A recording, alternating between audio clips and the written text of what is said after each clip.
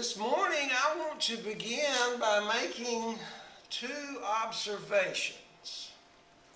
The first one is this. What our society calls religion very much focuses on belief. If we hear about a religion or a denomination that we're not familiar with, the first question that's likely to pop in our mind and the first question we're likely to ask is, what do they believe? We think if we can get a handle on their beliefs, specifically in how their beliefs differ from ours, then we think we can grasp what they're all about. We contrast our beliefs with theirs. And that's where our curiosity will naturally gravitate when we're presented with a new faith or a new religion. That's observation one. The second observation comes from my grandchildren. I have 7 grandchildren, and I am deeply, deeply invested in their lives. I get to play with them and observe them quite a bit. And I've noticed that their play very often takes the form of make-believe. My 2 granddaughters will often dress up as princesses. And they also like to play house. My grandsons like to be superheroes. Put a cape on their shoulders and jump off the sofa. Right now they're especially fond of Star Wars, and so they got lightsabers for Christmas. That's a lot of fun for me too. They will also play at being soldiers or cowboys or whatnot. And so the blanket that they drape across the chairs in the dining room will become for the boys a spaceship, perhaps, or a fort. And for the girls, the cardboard boxes that were left over from Christmas became a castle, or maybe a kitchen, or a playhouse.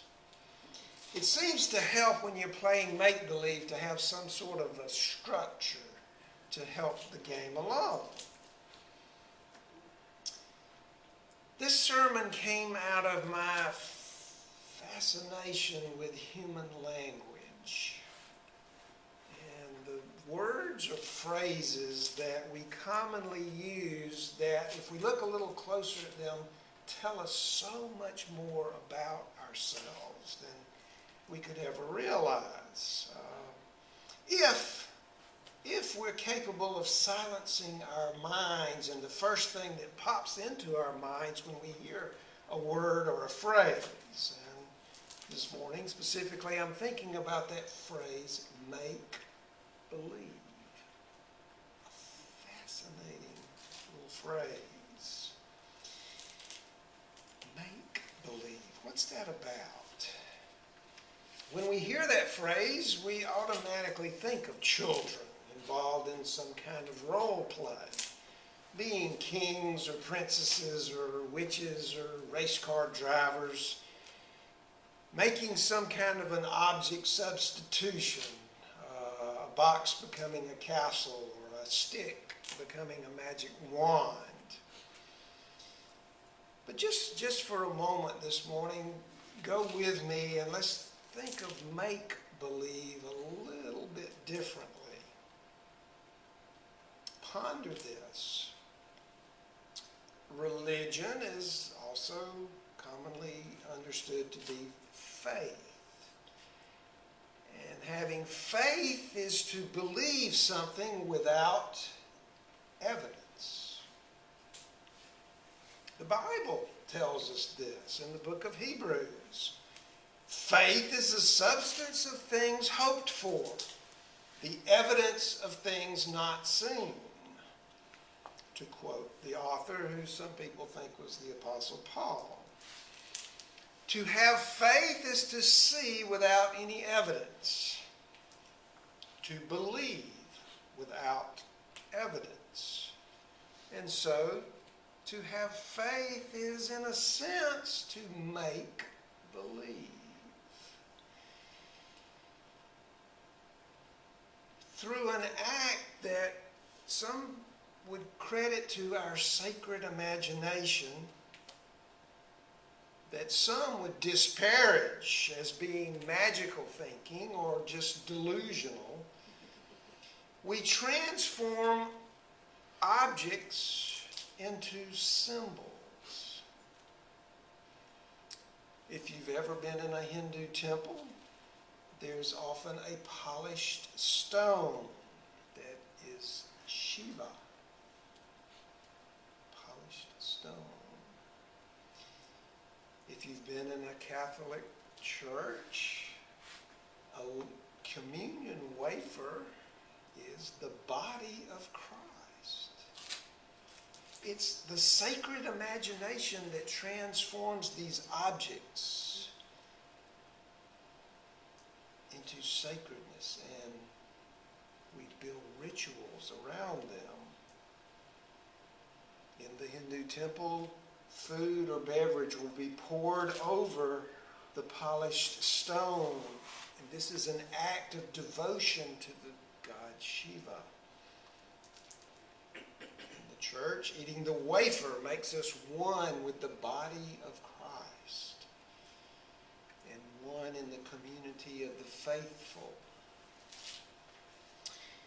Now, before any of you take offense at this idea that religion is make-believe and think that I'm trivializing religion in general or yours in particular, let me say that I consider play one of the highest, if not the highest, forms of human activity.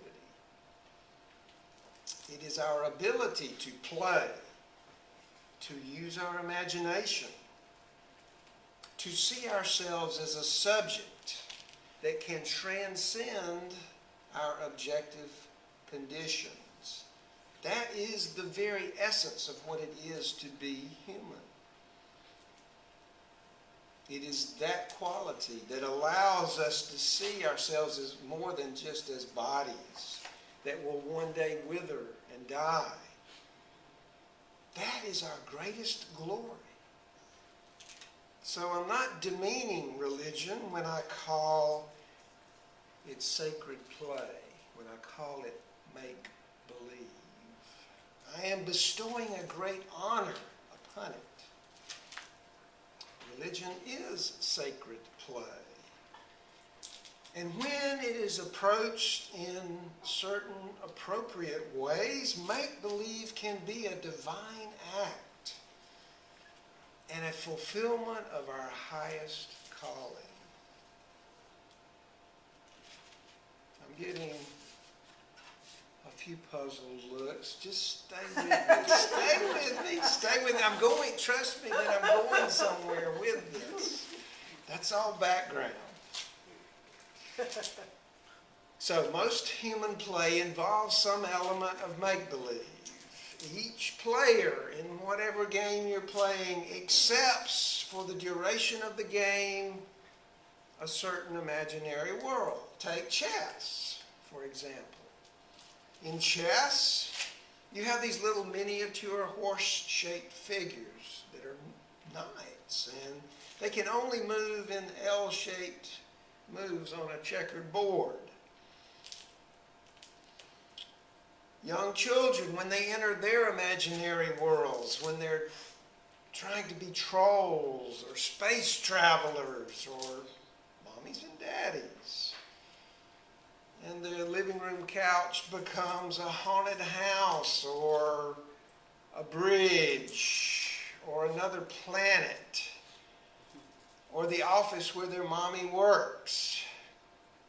To enter into a game, players don't ask for evidence that such and such is true. They simply decide or agree that this is true. Susie is a princess. Jimmy is a troll, because all the players agree to that. The truths of make-believe are truths by choice, not discovery, and so are the truths of religion. To accept a religion is to choose to believe the religion's truths. And in that sense, all religion is play.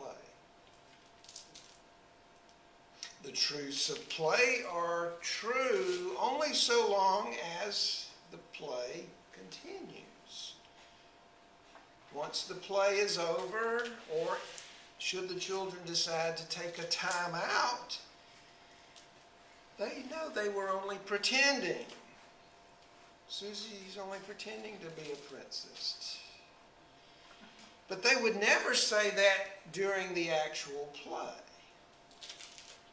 In fact, it would be impossible for them to say that during play, because the very act of saying they're pretending ends the game.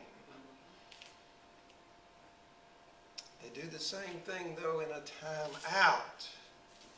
I've watched my grandchildren take a time out from whatever it is that they're playing.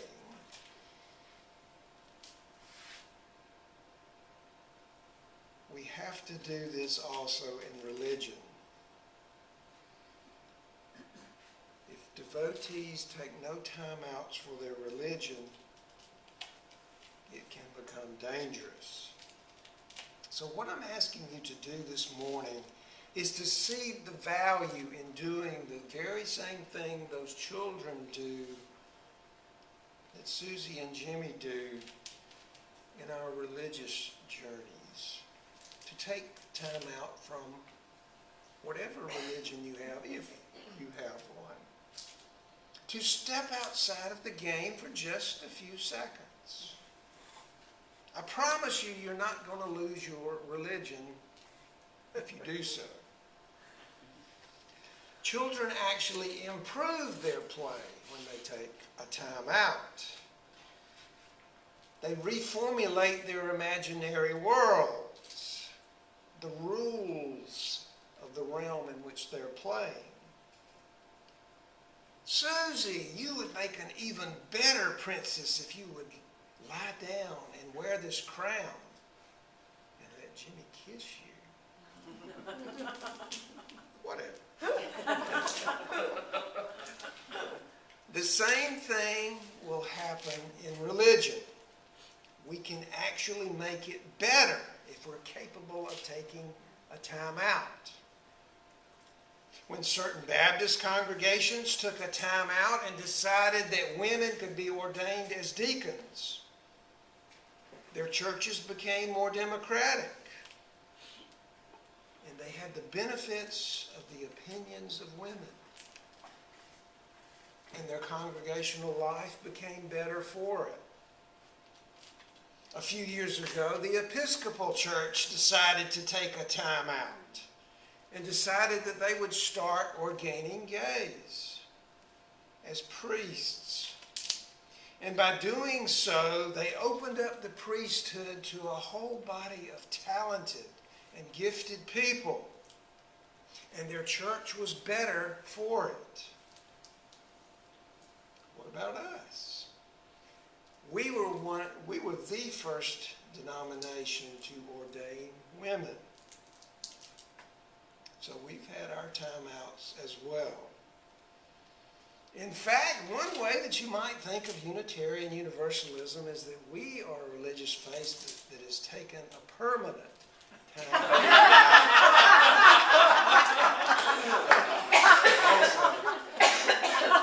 You laugh. There's a truth in that, but it might not be the very best thing that we've done. When children are playing make-believe, they know they're pretending. But that doesn't take away from the fun of the game, nor does it take away from the earnestness with which they play the game. Occasionally, my grandchildren will invite me into their little imaginary world. to get under that sheet draped over the chairs and be in the dungeon. And I get to address my little granddaughters as Your Highness. And I have such fun doing these things. Play has a purpose way beyond just having fun. It allows children to use their imaginations, to engage their creativity. And in learning to play games, children learn about the game of life. They learn that for the game to have any meaning, they have to follow the rules. And they have to accept certain elements of the story that they're participating in, even though they know it's a fiction. And the role that they're playing is crucial to holding the entire structure of the story together. All of those are very valuable lessons to come into adulthood. They translate so well into the workplace and into our society in general. It also translates well if anyone ever decides to move from one religious community to another, to become a part of a new church or a new faith tradition. You are asked to buy into the game they are playing, to accept the story that they are dramatizing, that they are enacting. Yes, some of the participants take the game more seriously than others. But regardless, they're going to expect you to make believe the same things that they believe as well. They will expect you to play along so that the game can continue. A final point that I would like to make in regards to the make-believe world of religion, and that is, religion functions best when it retains its playfulness. Whenever the players begin to take the game seriously, it no longer functions as a game, and it becomes dangerous. You know where I'm going. Children, when they are really into their world of make-believe, they still recognize it's a game. If they were to begin thinking they really were princesses or trolls or whatever, we would worry about them, I guess. I would worry about them. But it's even more true for adults. Because the games that adults play, like religion, have the potential for a great deal of harm.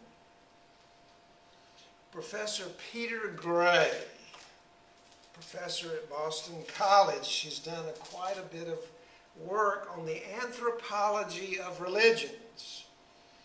And he notes how the religions of the hunter-gatherer societies were very much more playful than the later agrarian societies. Think about it. Agriculturalists were people that were trying to control nature, planting the crops in rows, irrigation, on and on. So the gods of an agricultural society are controlling gods. With agriculture, we began to get land ownership, the accumulation of wealth, and societies became less and less egalitarian. It's when we start to get the concepts of lords and masters, servants and slaves. So it's not surprising that this also translated into the spiritual and religious world. Post-agricultural religions, especially in the Middle Ages, it kind of reached its pinnacle. The major monotheistic religions, Christianity, Islam. That's when the most people in the world were servants and slaves. And it was only natural that religion and beliefs would focus on the value of servitude, the duty to Lord and Master. God would be understood as the supreme master, King of kings, Lord of lords. Such beliefs gave, yes, meaning to life as servitude. It helped the rulers to consolidate their power. The real world became more and more conflated with the spirit world. And religion was to be taken more and more seriously. God was no longer a playmate, but the supreme source of punishment and reward, to be worshipped, served, and feared. The religions that emerged with agriculture therefore promoted horrors that the world had never fathomed. To the hunter-gatherers, unbelievable. The Aztecs, an agricultural society, actually sacrificed human beings to their angry gods. Christians tortured people they called witches and murdered heathens. Today, some groups of Islamists promote suicide bombings, stonings, honor killings for people that don't play the game by their very strict rules. And concern for religion eclipses the concern for humanity. When religion is taken too seriously, it becomes dangerous. It becomes deadly serious. And therefore it totally loses the function of that religion came into being in the first place, of making us into more compassionate and loving human beings. Fortunately, the trends today are changing, and there's a growing movement to make religion more playful. For people that incorporate a God, God is becoming no more as a friend than a power to be feared. And people, I tend to believe, are becoming less argumentative about which religion is right.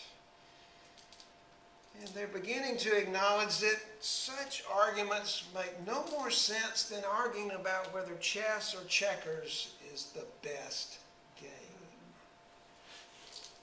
I hope these trends will continue and the circle will be completed and religion will become again more playful, just as it was in hunter-gatherer societies. To keep religion on the side of humanity instead of against it, we need to refresh its playfulness. And we need to encourage others to do so. Sacred play promotes the best in our human nature. It improves our well-being and makes this whole human phenomenon of religion more fun. May we, as a community of faith, do our utmost to promote such a way of seeing and being in the world So let us go forth and become better at playing this great game of make-believe.